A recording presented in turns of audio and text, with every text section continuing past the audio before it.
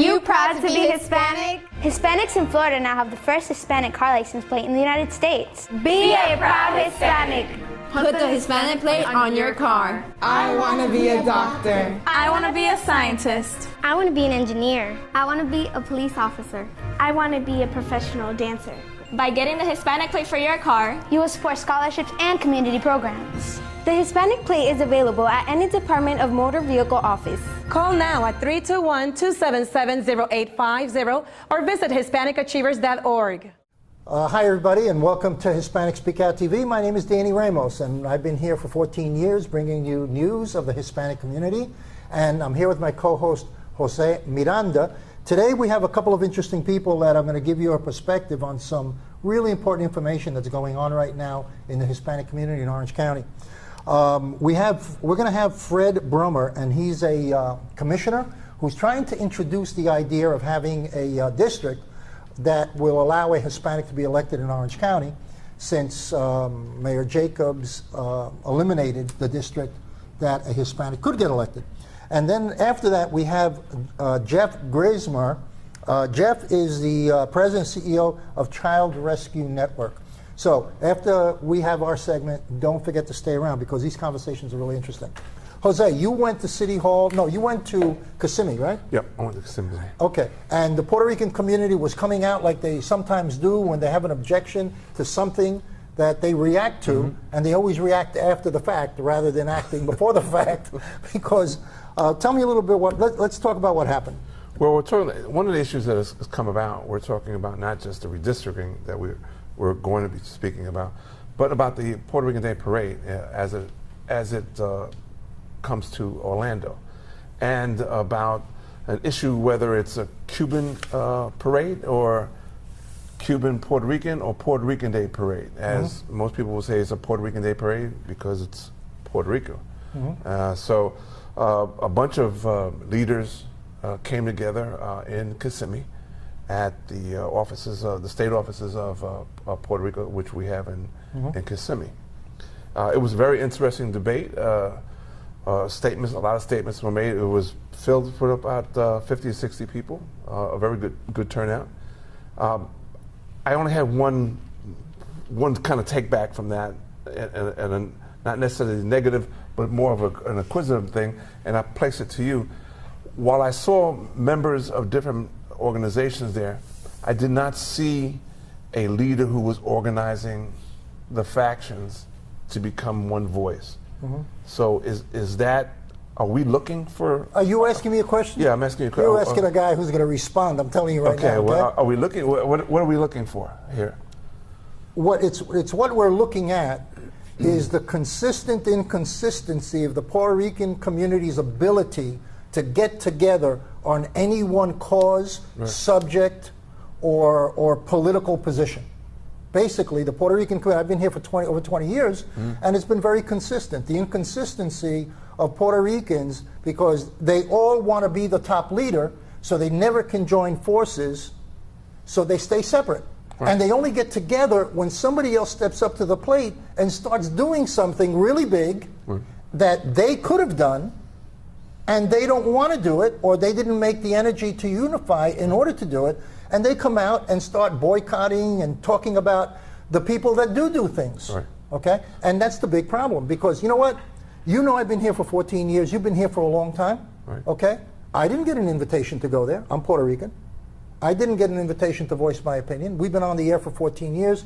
I do major things in Central Florida. So it is the selection process is to go to these things are exclusionary of people and talent. Well, this is an issue. Did you get an invitation? Of a Cuban. Actually, I got a phone call, message. And when was that message? Yesterday, actually. Okay, so you got. I got this a message. This thing has been gone and organizing for. I'm assuming that it was organized probably a little longer, but I only got a message that an event was taking place. Okay. Okay, not necessarily that I was invited, but this event was occurring. Okay. My thing is, you had your own radio show for years. Yes. On Anglo Radio, on the main dial of Orlando Radio, on a major station, and now you're helping me with the TV show. Okay, and you've been here for a long time. And you got the phone call the day that it happens. Well, it happens that way. It's, Yeah. you know, that's No, it doesn't happen that way. Is that supposed to go that way? Somebody wanted you to go who was questioning the process. okay. Well, in this case, this process is about a Cuban faction representing or allegedly taking away from the Puerto Rican community. Now, my question, because while I've been here a while, I have not heard of the Puerto Rican Day Parade being prevalent here in Orlando. So, and the woman who was in charge apparently has been too ill to venture forth in this process for not just 1 year, but for a multitude of years. Is that correct? Well, you know, I met Mildred Zapata 7 years ago when she invited me to be part of the Puerto Rican Day Parade because she was ill. Right. And that was 7 years ago, okay? But the reality is she made a deal with Rene Plasencias to do the event, okay? Now, she had approached many Puerto Ricans in the past, but there was a question of running the parade, how it's run, a question of transparency of the parade and its papers and its books and its money. And the Puerto Ricans that she went to, and I was one of them, just backed away. Now, evidently, she ran out of Puerto Ricans to go to. And she wants to hold on to the parade. So what she did was she went to a Cuban who's very active in the community and does events, major events, to do a business deal that I'm sure she's allegedly benefiting financially from in order to give him that right on her behalf. Okay. Because I understand she's going to be active and visible at that event. I believe she's Grand Marshal. Okay, so you don't get that for nothing. Okay? So they made a business deal. And she is a Puerto Rican. She made a business deal with a Cuban group to do a major Puerto Rican event that she couldn't get Puerto Rican. She went through all the Puerto Ricans. I understand she went to Tony Suarez, she went to me, she went to other people. And it couldn't gel. Is the Puerto Rican Day Parade about Puerto Ricans, for Puerto Ricans? Is it a business? Is it profit making? Are we not recognize the fact that this is our blood, this is our family, this is our tradition, and that's what we're putting forth? Well, you know, it's like a lot of people feel betrayed. Okay. You know, they feel betrayed that she did that. She could have gone to the people that organized the Puerto Rican Day Parade in Kissimmee, which do a fantastic job to bring that parade into Orlando, but she didn't. Okay, she didn't, and I don't know specifically. I can only talk for myself and my experience with the group, okay, which I've already experienced. I already said that, you know, and I offered to bring sponsors to her that were lined up, but hey, you got to have transparency, you know. Now she went to and I'm a nonprofit. Now she went to a private businessman who's orchestrating this as a private enterprise for personal financial benefit. Hey, if you can get away with it, there's nothing wrong with that. Now, as far as I'm concerned, the Puerto Rican Day Parade should be used as a nonprofit organization to benefit the Puerto Rican community. How now, so? When you say well, benefit, how so? Yeah, how it's so? going to make a lot of money. That money should go to students and scholarships. When you're using the Puerto Rican Day Parade as an entity, okay, and you're using the name Puerto Rico, and we have such a large constituency of Puerto Ricans here in Orlando, the financial benefit of that, okay, traditionally has always gone to the community. Now it's being turned into a private money ATM machine for two people, okay? And allegedly two people, because I'm assuming that Mildred is going to get a financial benefit out of it. Okay. And of course, Rene Plasencias is selling the commercial aspect of it, and he's going to get a major financial benefit. The community is going to get nothing out of this. But is that the same for all the parades? You know, you have a New York City parade. The New York City parade is a major benefactor in New York. It's not a private enterprise. Somebody makes money out of it, right? Well, people make a salary because it's an all-year thing, and there's nothing wrong with making a fee or a percentage of the money you bring in. According to IRS law, you can be a fundraiser and benefit from the income of a nonprofit when you bring it money on a certain specified percentage, which is recommended by the IRS. This is not doing that. This is saying, hey, we're going to keep it all. Now, that's the way I perceive it right now, because it's been repeatedly said that this is a business opportunity. Okay? That's what I've heard. Yeah. That's what you've heard, right? Okay. So if it's a business opportunity means, hey, no money for the community. This is take it all and put it in our pockets and we walk away. Well, I've heard so now, I want to address Orange County, and I want to know why are they using tax dollars, your tax dollars and the tax dollars of the people of Orange County, for a private business, to support a private business? But you're alleging we're not sure that that's. Hey, if you use a police officer in the street, aren't you to make supposed to money? pay for? Aren't you supposed to pay for it from the funds that you receive? Yes. Okay, so isn't that logical to say that Well, Mr. Placenza, for example, we're talking about Mr. Placenza here, that you mentioned, isn't it possible that the money that he's making, he's paying for the police himself? It is possible. When I did events in the fairgrounds, I paid for police presence on private property.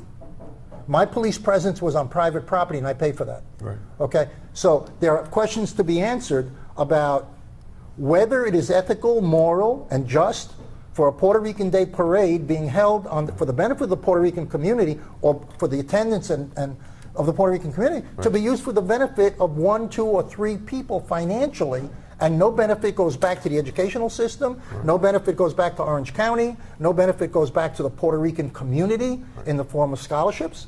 Ethically, I think there's something wrong with that. Business-wise, grab all you can get and run. Well, they've changed the name of the parade, and I've got it through reliable sources that for the person that we're speaking about, Placenza, that this is strictly a business thing. It is, yeah.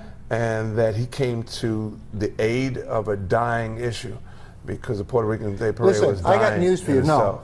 I'm just telling from my sources. From my perception, Mildred Zapata went to him, okay, and he offered his services. Nothing wrong with that. Okay. Where the problem was that Mildred Zapata is supposed to be a community leader with sensitivities to her heritage, Right. okay, and that heritage went out the window because she could have gone to the people of the Puerto Rican Day Parade in Kissimmee. Fantastic job. She could have gone to the Puerto Rican Chamber of Commerce. There's a lot of Puerto Rican organizations that she could have gone to for support. Right. She didn't. She didn't. And there's reasons for that we can air on the next show. Okay. Okay. And if Mildred Zapata wants to come on air, we got no problem with that. If Mr. Placencias wants to come on air, I have no problem with that. And Mr. Placencias did this as a business opportunity. I have no problem with that. The problem that I have is that's an event that belongs to the Puerto Rican community. That's the problem I have. All right. All right. This is Danny Ramos. You come next week, and we're going to pick this up again, and we're going to follow it through week to week. This is, by the way, stand by. We're going to have 2 more interviews coming up. One with Phil Brummer, who's a commissioner, and we're going to talk about this subject. Okay? Thank you.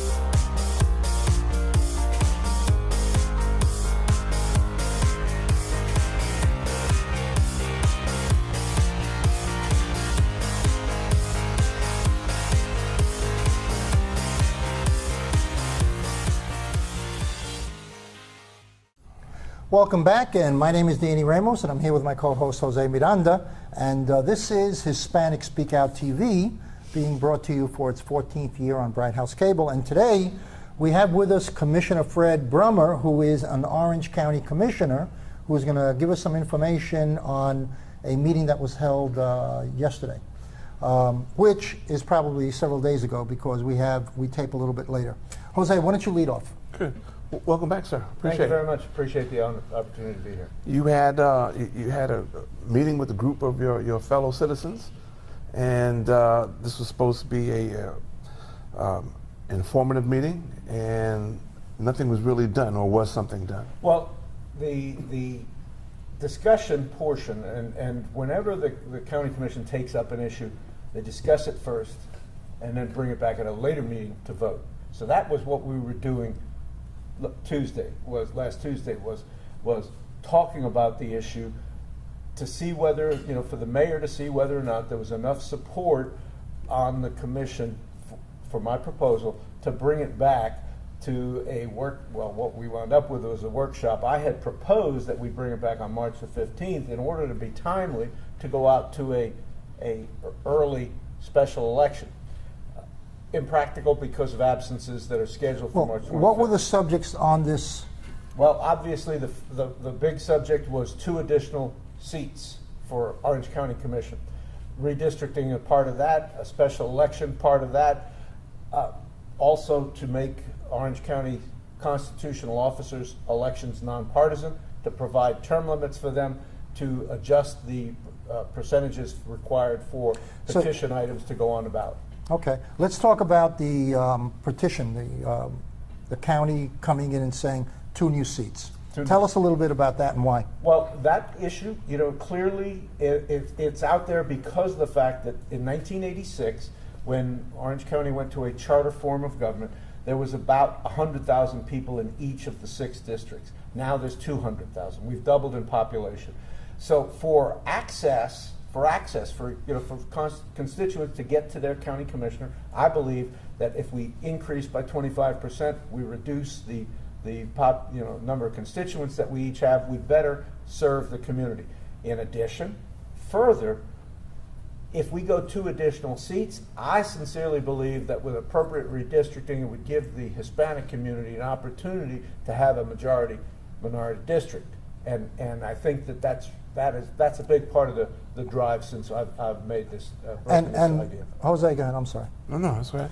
So, what is there resistance to having a Hispanic seat on the commission, or is the resistance just to the idea of having another seat? Well, the issue. Keep this in mind.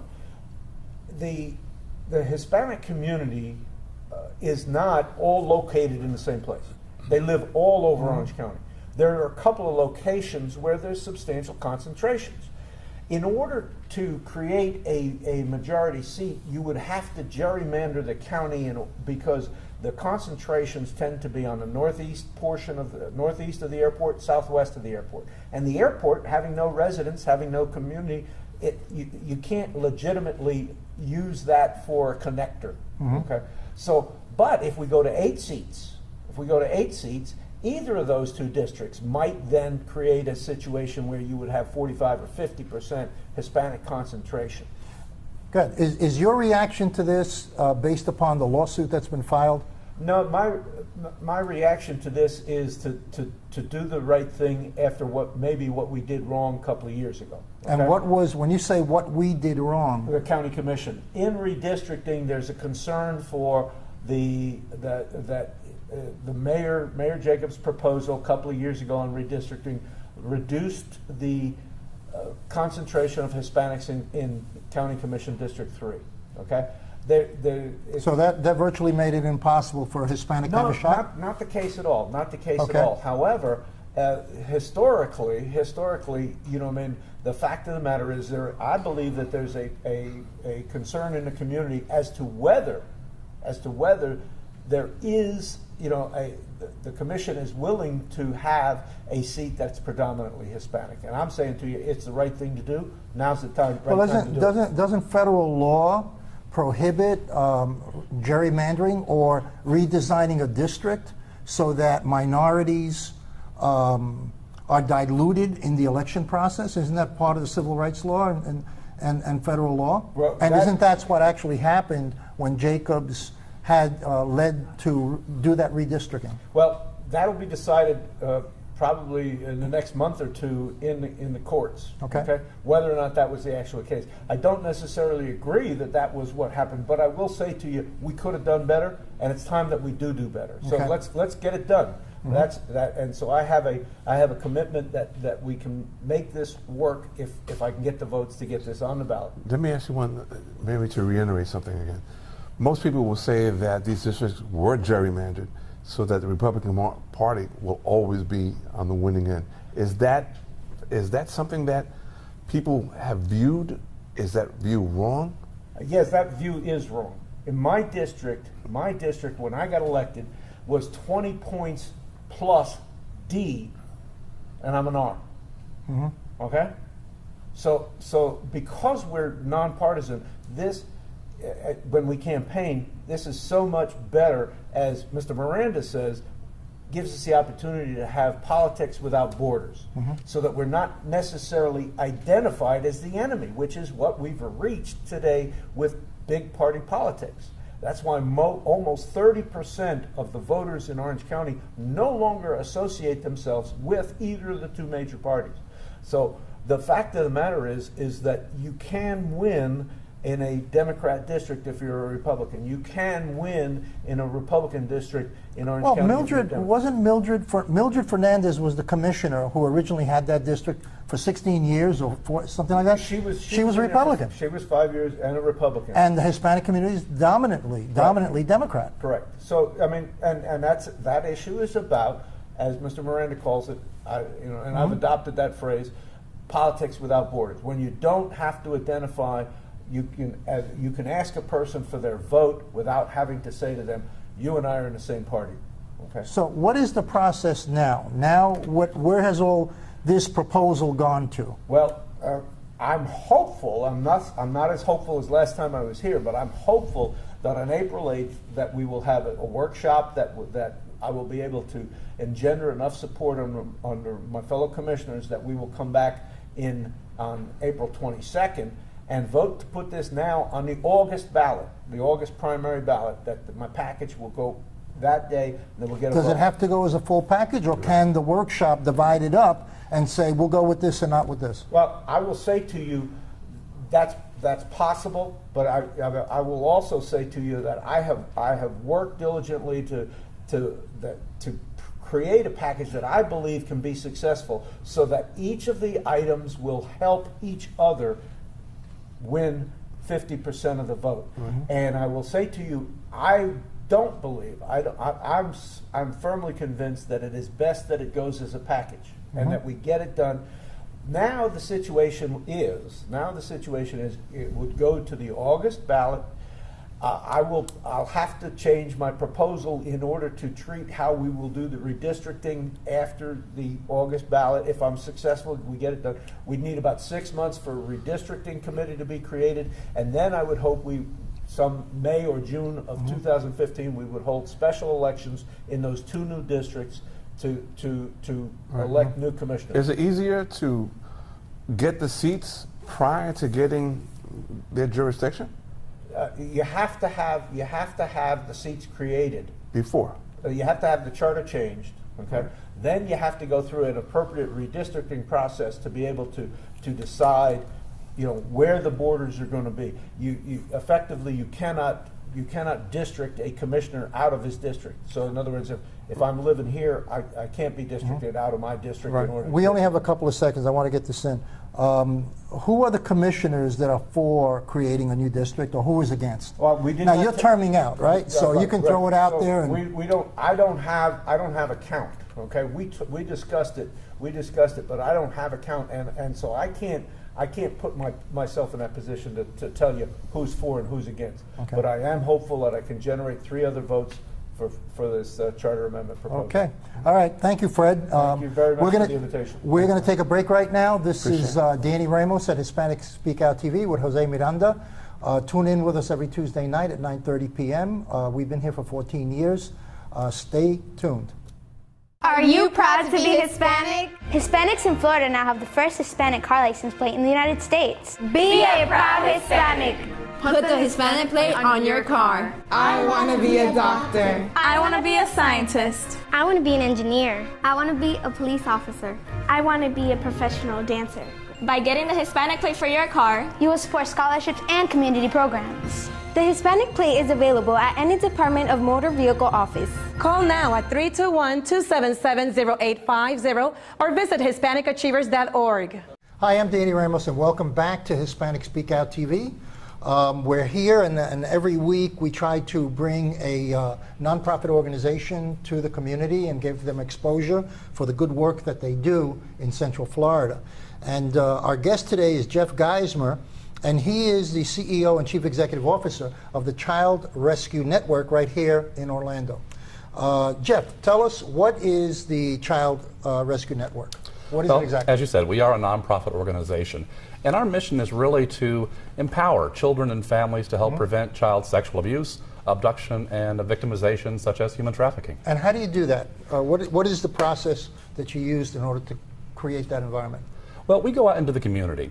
We go into schools and speak to parents. We go into churches and homeowners associations and apartment complexes and really educate parents on an empowerment, not fear concept that gets away from stranger danger and really empowers kids with the knowledge and skill sets they need to help them make the best decisions possible. So when you go into schools, are you targeting a particular age group, or is it, what's We your actually focus? have the Safety Compass program, which targets for the kids. The Empowerment Not Fear seminar is really just for the parents. Really? Yes. And then do you also have programs for children? Yes, we do. Yes, Okay. we do. And what kind of programs do you have for the children? What are the topics? And do you actually, what grade levels? We go from preschool up through elementary, and it really focuses on, as I said, giving them those skill sets, teaching them about personal boundaries, how to use their voice. If kids understand how to use their voice, how to say no to an adult. When you say how to use your voice, can you be more specific? In other words, a child, you're teaching them how to use their voice. What does that really mean? Well, part of it is giving them an understanding of boundaries, making sure they understand personal boundaries, space boundaries, feeling boundaries, Okay. so that if those boundaries are crossed, they know how to respond. I mean, for instance, a child who is confident enough and has the ability to say, no, I don't keep secrets from mom or dad, can stop half the predators in their tracks. Right. Because predators are looking for those kids that they can control, kids that they can manipulate, children that they can test the boundaries to see what they can get away with. Okay. And when you go into the community, you do seminars for adults? Yes. Okay. And what are some of the topics of those seminars? Well, we really tell them about the reality that exists.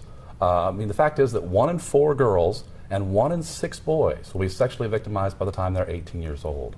So parents need to understand that this is what's going on in our community. And then we focus on, here are some steps that they can take to better protect their kids. Why isn't the school system in on doing what you're doing, since they're in the job of protecting children while they learn? I mean, the school system should be. I know that you go to schools. Sure, absolutely. Are they proactive enough to make a difference from the school side? They're Because getting obviously there. you do it full time. I know Right, that. right. And you see the need and you do it full time.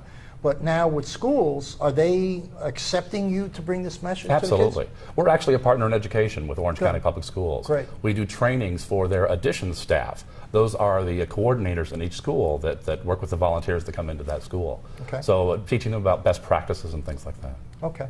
And you're saying, what's the prevention side? Do you have any measurement, or have they come up with any measurement? I know you said that 1 out of 4 and 1 out of 6 are molested or sexually abused. Is there any stats that, once you go through get exposed to the knowledge, that goes down? That's what we're hoping for. The measurement we have right now is the parents. And 98% of parents who've been through this program over the last 7 years have said, because of what I learned, I changed the way I protect my kids. Do they come back again, or is it just one hit, or is this like a continuing education? It's one program, but we encourage them to continually educate themselves. And we provide that information on our website, on our Facebook page, giving them safety tips that they can implement right away. And you operate just in Orange County? We actually cover all of Central Florida. Okay, so yeah. if called upon, you go anywhere in the 5 Absolutely. county area? We do events in Tampa and Miami as well. Okay, and the same thing with schools? Yes. Are the schools requesting you, or do you reach out to them? It's still a matter of both. Okay. We reach out to some and we get requests. We just had an elementary school that contacted us and wanted us to come out and do the program. Okay. Well, if you want to get in touch with Child Rescue Network and talk to Jeff Geismer, what I want you to do is get the number on the screen here and call him, and maybe he can come out to your school or your organization and help you educate your kids on the things that are dangerous to them. This is Danny Ramos on Hispanic Speakout TV. We appreciate you for being with us for 14 years, and we will see you next week.